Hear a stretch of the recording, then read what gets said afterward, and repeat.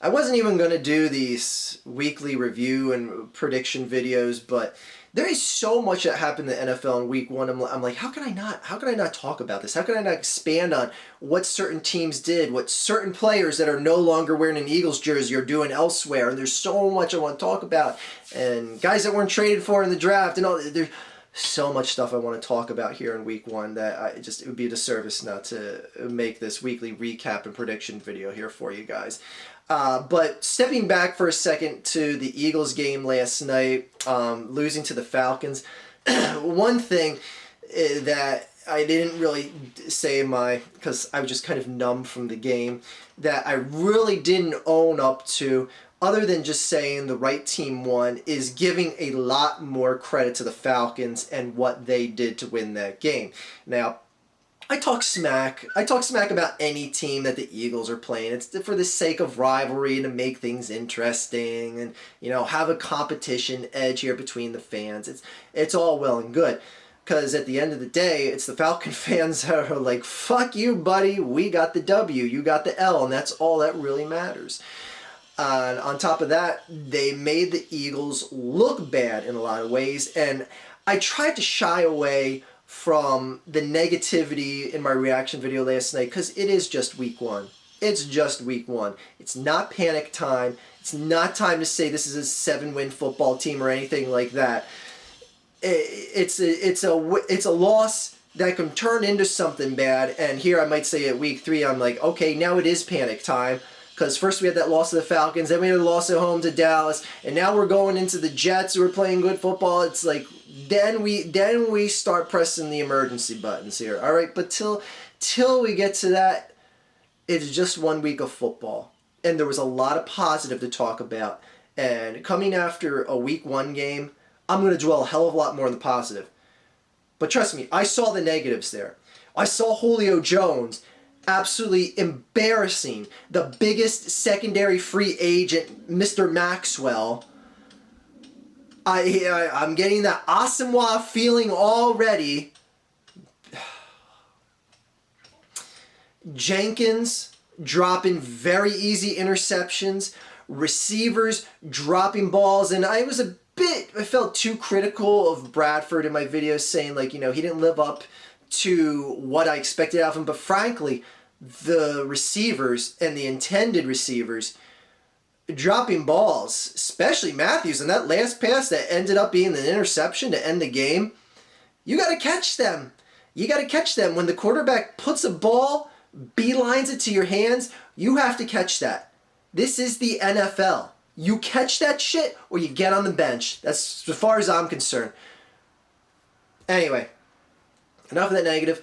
Props to Atlanta. My God, what Matty Ice and Julio Jones did to that team last night was fucking ill. Disgusting. That was nasty. We could not stop Julio the entire night. Including after first contact, plowing through, getting an extra 10, 12 yards every single reception. It was fucking sick. I enjoy seeing something like that, but I just wish it wouldn't happen at the hands of my team. Anyways, props to Atlanta, props to the fans. That home crowd got a big deserved victory. One that many people did not see coming. But props to all the Atlanta fans out there. You got the W. At the end of the day, like I said, that's all that really matters. Now, going into the week 1 review. Thursday Night Football to kick off the season. Pittsburgh at New England. New England with the win. And one of the things about this season for New England, it's not so much that they have to win a Super Bowl, but they cannot afford to play bad football this year. They can't. Because all through the recent Brady era years, one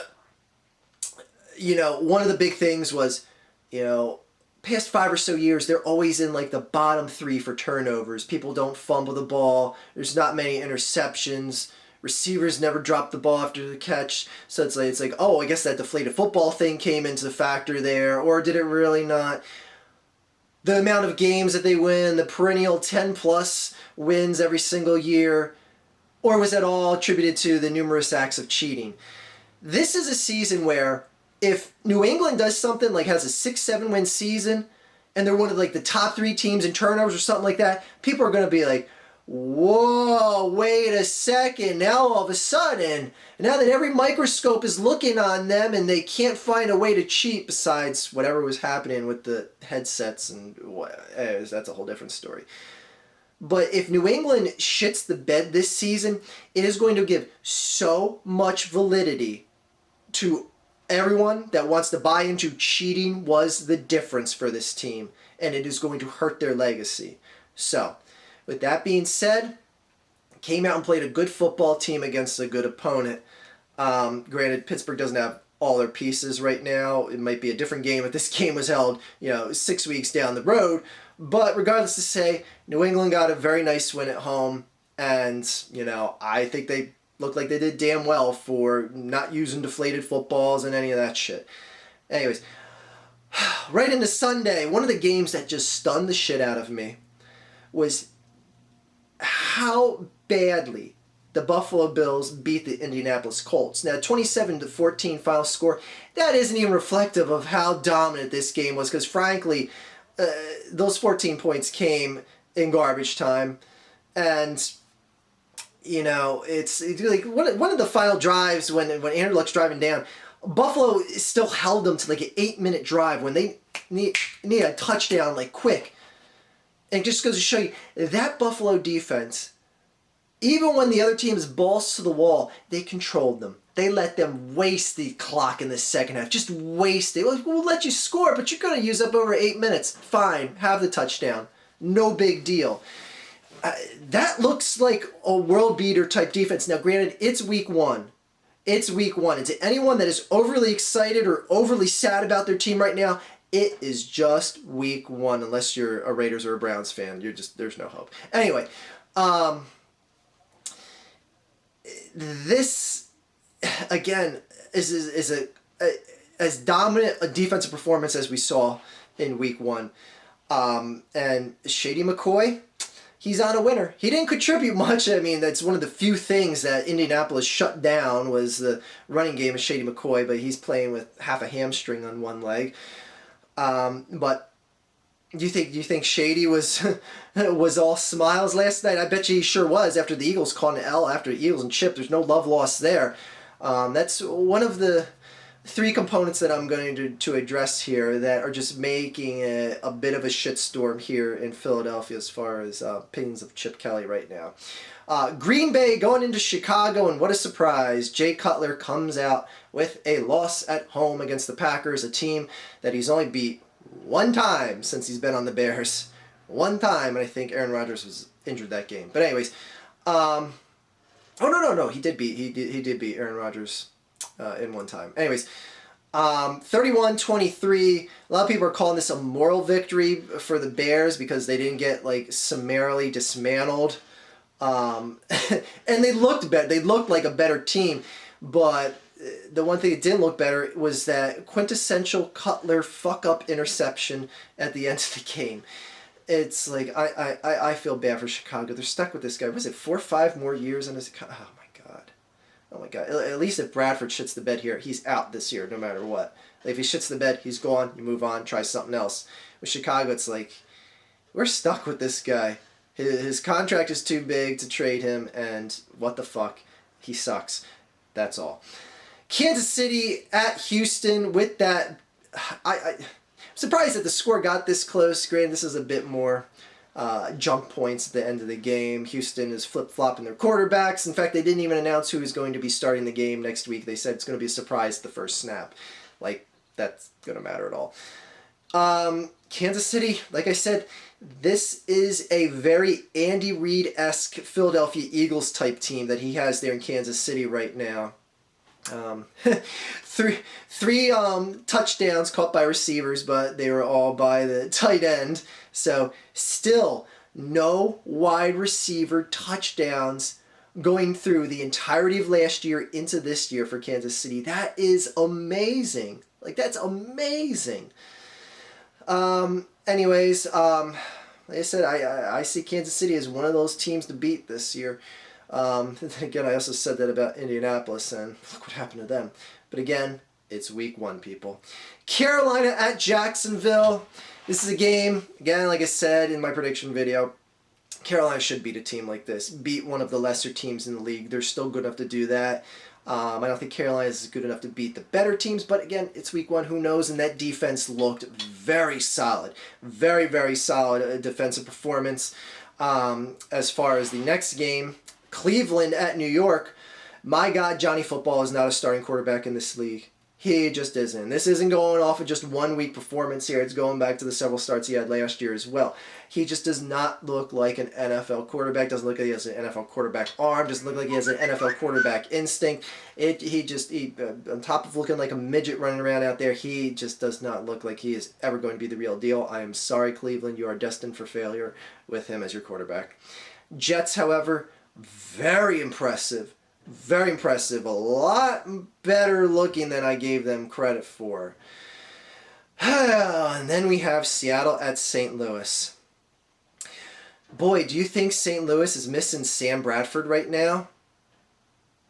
They just beat the back-to-back Super Bowl appearing and recent Super Bowl winner Seattle Seahawks. Now, granted, I know it's without Cam Chancellor. It was a dumb idea to kick the onside kick. I don't know what Pete Carroll was thinking there, but it's not like this is the NFC Championship game against the Packers last year and you absolutely had to get the ball back. But still, that's an impressive win against a very quality opponent, Cam Chancellor or not on the field. Again, this is all the componentry that is building up to a very unfavorable opinion of Chip Kelly here in Philadelphia right now. Boy, Nick Foles with the win, and Nick Foles looked very sharp against the, like I said, the very good opponent in Seattle. Very good defense. Anyways, again, even without Cam Chancellor. One of the games that I was very disappointed with as far as the team that won was Miami winning 17-10 over the Redskins. I thought Miami was going to put up a way better performance against a very shitty team, against a shitty team that lost Deshaun Jackson right early in the game, and he's out for a couple weeks. Not impressed with this win by Miami at all. Not impressed at all. There's another win that I wasn't very impressed with, and we'll get to that in a second. New Orleans at Arizona.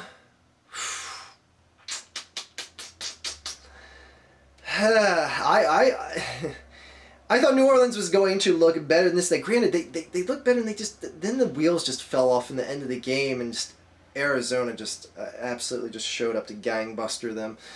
I wouldn't fret New Orleans. I hear a lot of people on NFL Network panicking about New Orleans right now. Again, it's just week one, and Arizona was just clicking on everything. They were just clicking on everything.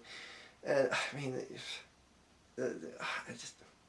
you gotta have more quarterback before I'm a believer in your Arizona. I'm just sorry, but anyways, the Detroit Lions went out with such a commanding lead at halftime, and then it was gone. This was I just like I said on my live stream, I was like watching this game on my computer, and like. Detroit was up by like 11 points. I went up and I took a piss, and they were losing by 15. I was like, what just happened? Like, what happened? It's like 3 touchdowns in 5 seconds. Like, what happened? Oh my God, Detroit! I mean, I said how the wheels fell off of New Orleans in the fourth quarter. My God, that was one of the most. I don't know, I'm sure there's a lot of other times where the wheels fell off worse than this, but that was such a disappointing loss, Detroit. Fuck. Baltimore at Denver. Denver wins. But the bigger story here is, and something that just really starting to annoy me as far as the Peyton Manning defenders are going. Peyton Manning is a minimal starting quarterback in the National Football League right now. If I was a fan of Denver right now, I would not be very confident in the prospects of this season. Peyton Manning, for his 6th consecutive game, had a passer rating under 60, didn't have a passing touchdown, was throwing balls in the turf, was getting harried, was getting sacked, looked awful. And all these pundits on NFL Network saying things like, well, Peyton Manning's, he's just got to learn to work with a lot of new pieces that are there in Denver this year. You know, he'll get things worked out. Will people stop jerking Peyton Manning off? It's just over for him. And that whole thing about having to work with the new pieces, and there's quite a few new offensive pieces to work with there. Can you not be so fucking stupid and use that as an excuse for him? Because last I checked, he came here to Denver from Indianapolis 3 years ago with a completely new palette of offensive pieces, and he played MVP caliber football that season. If Peyton Manning was still good, getting a few new pieces wouldn't stop him from playing good football. This guy is cooked, he's done, and he is selfish to even play the game this year. Selfish. Because if he gets injured, and by God forbid it is a serious injury, he has no one to blame but himself. And I just hate people. I don't know why. He's just being greedy. He's got nothing left to prove. Nothing left to prove. Retire.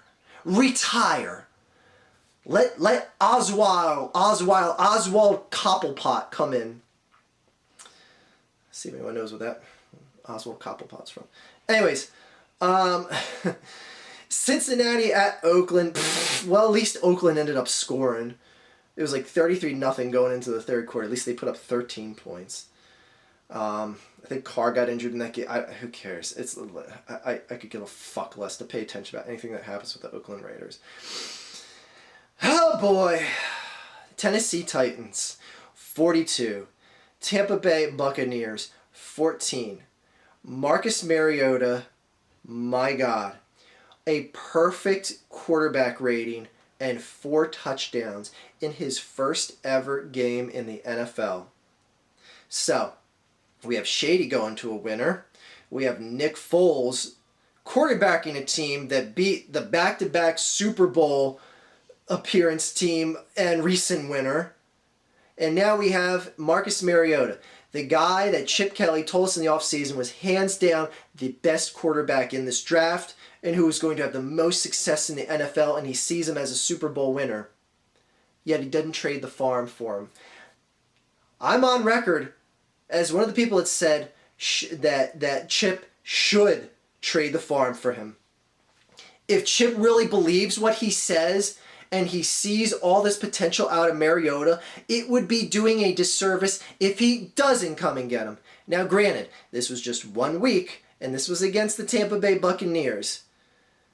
Let's relax with a little bit of that until Tennessee starts beating quality opponents. But as far as I'm concerned, beating any NFL team with a perfect QBR and 4 touchdowns in your first ever time lining up behind center in the National Football League, it's got my attention. And that's one of those teams I'm going to be paying attention to. I'm going to be paying attention to teams like Buffalo, St. Louis, and Tennessee. Just to see, the what could have beens if they were either kept here in Philadelphia or if we traded the house for someone like Marcus Mariota. But again, it's just week 1. 2 games left to go over here. The Giants at the Dallas Cowboys. I want to talk about something. I mentioned this in my live stream. One of the things, and one of the colossal fuck-ups that isn't being talked about, was that interception that went off of Witten's hands. It was taken to, it's like the 3 to 5 yard line. And after the play, Cullen Jenkins commits a penalty that takes the Giants from very probable touchdown range to very probable field goal kicking range, the way the Giants have been playing up to that point in the game. The Giants go in for a touchdown there. A butterfly effect aside, more than likely that final drive is not going to be for the win that the Cowboys are on. Instead, the Giants have to settle for a field goal before the half, And no one's talking about the knucklehead penalty that Cullen Jenkins took before halftime because the colossal fuck-up that Eli Manning had skying the ball out of the end zone on 3rd down when Dallas had no timeouts left is just trumping it. But again, it was the bigger fuck-up, but I don't hear any heat on Cullen Jenkins for that shit he did before the half. None! Anyway, I mean, the better team won that game, in all honesty. I mean, despite all the turnovers, for Dallas to even be in that game and having a chance to win it on that final drive. And I'll tell you what right now, Eagles fans, if you're licking your chops saying like, Eagles are going to bounce back from that fluke loss they had to the Falcons and saying stuff like that, just remember that Romo had back-to-back drives of 80-plus yards, or was it 80, whatever it was, in the final minutes of the game, didn't have Dez as a weapon either. Marched down like it was nothing. You think I want to see what Maxwell's going to do against that? You think he's going to do better than what the Giants did? Again, I'm not giving my prediction for the Dallas Eagles game yet, but while Dallas didn't impress me, what did impress me is that they came out with a win despite all the turnovers, not having Greg Hardy, Randy Gregory got hurt early in the game, and Dez Bryant was out in the game-winning drive. Now, again, the running back by committee shit didn't impress me that they had in this game, and you barely won a game against the Giants, who were playing abysmal, absolutely abysmal football, but at the same time, they came out of a win in the face of a ton of adversity and circumstance. And the final game we're going to talk over in the second biggest disappointing loss of the week. Holy shit. The Minnesota Vikings, in fact, what did Peterson have? Let me bring up his stats real quick. I meant to look that up. Adrian Peterson, 10 rushes for 31 yards. Yikes. San Francisco wins 20-3. Minnesota puts up a 3 spot, and one of the biggest things is Hyde has a $168 on the ground. No more Frank Gore, no problem.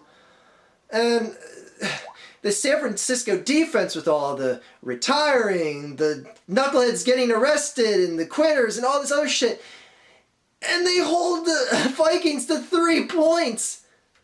The fuck is going on here? Oh my god. Actually, let me look at that. I just want to see what the point spread, or the yeah, Minnesota was favored by 3. Over-under was 42.5. So, wow. I honestly saw San Francisco as like a 4-5 win type football team, but I beat what I consider to be a very quality opponent in Minnesota. Anyways, week 1 review done. Let's go on to the week 2 predictions minus the Eagles-Dallas prediction. I'll dedicate a whole video to that later this week. Denver at Kansas City. In Kansas City. 3-point... Kansas City's only getting 3 points in this game. Kansas City will win this game by at least 14 points. At least 14 points. That defense is the real deal, and that offense is clicking at least for just 1 week. Again, this is a thing where all of a sudden, if Kansas City comes out and kicks Denver right in their pussies, everyone's going to be like, finally, people are just going to finally leave that Peyton Manning bandwagon. Or will they? We'll find out. We'll see what happens any given Sunday or Thursday in this matter. My goodness. A game that I didn't have too particular much interest in seeing, but New England at Buffalo. I got Buffalo winning this game. And I love me some good defensive football. And Buffalo was a real deal defense last year, led the league in sacks. And I think they're going to lead the league in sacks again this year. And they're going to drop old Tommy on his ass at least 5 times. But who the hell knows with the Patriots? It seems that every time I pick against the Patriots to lose, they end up winning. So all you Patriots fans that have watched me for a couple of years, you know during the regular season they end up picking through. But then I start picking them in the postseason, they end up winning Super Bowls.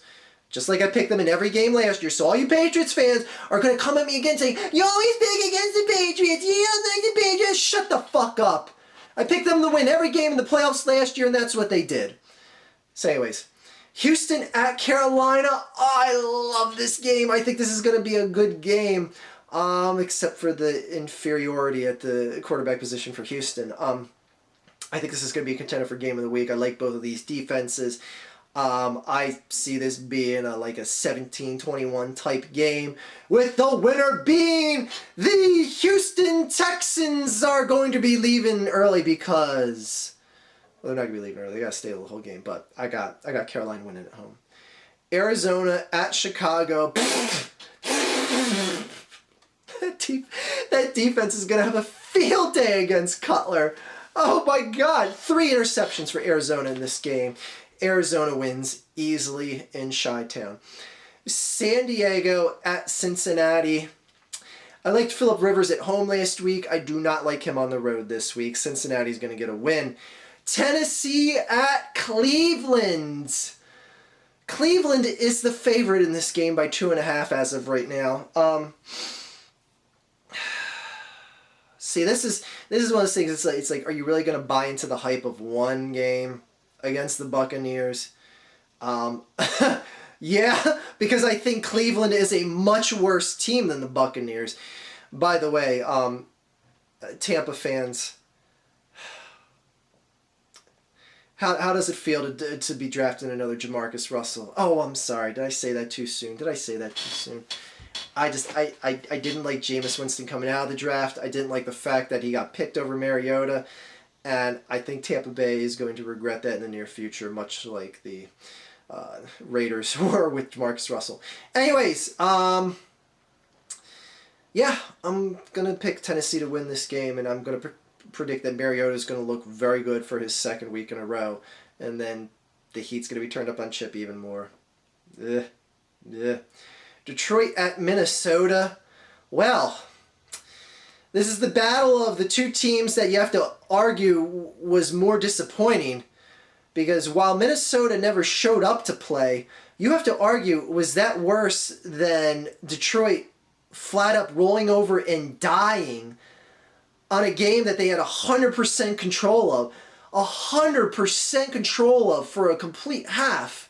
Spare a few missteps, but Detroit was whooping that Charger ass. And then just died. Just rolled over and died. I have no clue who is going to win this game, so I'll give it to the home team, Minnesota. Oh, but it's a complete pick. Archfiend's pick of the week. Tampa Bay at New Orleans. New Orleans is going to win this game by at least 3 touchdowns. And Tampa is going to be licking their wounds for the second ass whipping in a row. Atlanta at the New York Giants. I'm so pissed at the Giants for fucking up what is an absolute win last week. An absolute win in Dallas over the Cowboys. I hope they don't win a game ever again. And you know what? As an apology to picking the Eagles over Atlanta, I'm picking Atlanta to come into New York, well, New Jersey, and whoop that Giant ass. Whoop that Giant ass. Go Falcons. San Francisco at Pittsburgh. Quality win you had last week. Convincing win you had last week, but Pittsburgh is a much better team. Just a much better team. Don't look to get the ground game established the way you did against Minnesota. St. Louis at the Washington Redskins. Oh, we're going to see Nick Foles beat an NFC East opponent. Oh, gosh. Nick Foles and the Rams are going to have another win, and they're going to be on a winning streak. Oh, my gosh. It's bitter. It's bitter. And I have no hate against Nick Foles. I wish him nothing but the best, but it's just bitter seeing the what could have been. And frankly, I wasn't necessarily that against getting rid of him, but it's still a bitter pill to swallow to see your previous starting quarterback have success elsewhere after your coach didn't want him here. But to be fair, I really don't want him here either, so, color me guilty too. Miami at Jacksonville. Miami better win this game by double digits, and they should. I'm picking them to win. Baltimore at Oakland. See, that's why it's not too much of a panic time losing that game against Denver. It's a little bit concerning that Suggs tore his ACL, and a lot of people here in Philadelphia are saying, like, yeah, karma is a bitch, Suggs. Which I'm not going to be a believer in that shit, because obviously I don't believe in karma, or else, Chris Brown would have died in a car accident years ago, on top of a number of other things happening in this world. But anyway, jeez. I think this is going to be a tougher game than it can be, but you know what? Oakland has absolutely nothing, so who are we kidding? Baltimore's going to win. Seattle at Green Bay. That is a huge fucking Sunday night football game. Hopefully Cam Chancellor is back for this one. Big rematch from the NFC Championship. I love when you have a rematch of the conference championships the following year. I love that shit.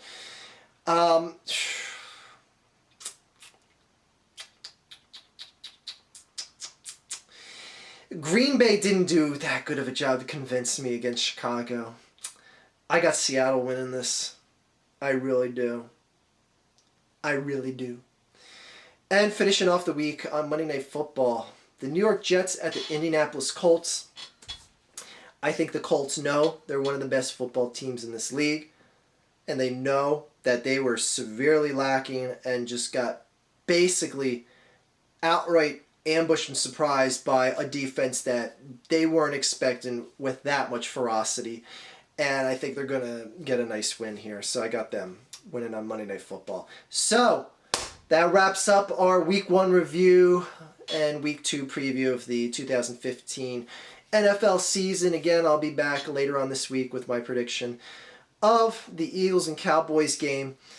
And one last thing I want to say about that Eagles-Cowboys game is I'm one of these people that, when I heard Dez Bryant go out with the broken foot on Sunday night, I was more like, fuck, not, yes, we don't have to play against him. All right, Maxwell's not going to get burnt like Julio Jones. But that's the thing about this year with the Eagles. I want to see them get tested. As far as what happened with that Falcons game, I consider that a test. Good teams come back in games like that. The better teams win them. But I'm at least still confident that this is a very good football team, because they came back like gangbusters in that second half. Again, I want them to play two good halves of football, obviously, but they restored my confidence at least. Again, you got to take the positives, as many as you can after Week 1. But going back to the Dez thing, is I want this team to be tested. I want this team to be tested by the ultimate weapons of the league, and Dez Bryant is one of those ultimate weapons. I don't want to see what Maxwell looks like against Cole Beasley. Like, if he shuts down Cole Beasley, I don't give a fuck. Because you're not going to go into the playoffs guarding guys like Cole Beasley. Like, that means nothing to me. So it's just disappointing that guys like Randy Gregory are going to be out. You're not going to see Hardy in the game either. He's still suspended, and you're without Dez Bryant. So that does take a lot of luster off of what this game could be potentially test-wise for the Eagles. So get all into that later on this week. Anyways, thank you guys again for coming out to the live show. That was a lot of fun. And, Falcons fans, throw it right back. I talked the smack. My team didn't back it up. But you guys got the win. Like I said, that's all that matters. If the Giants got that win Sunday night, that's all that would have mattered, despite the Cowboys playing what I felt was a better football game. Anyways, football season is in full steam. I've talked enough. Have a good day, everyone. Fuck the Dallas Cowboys. Take care.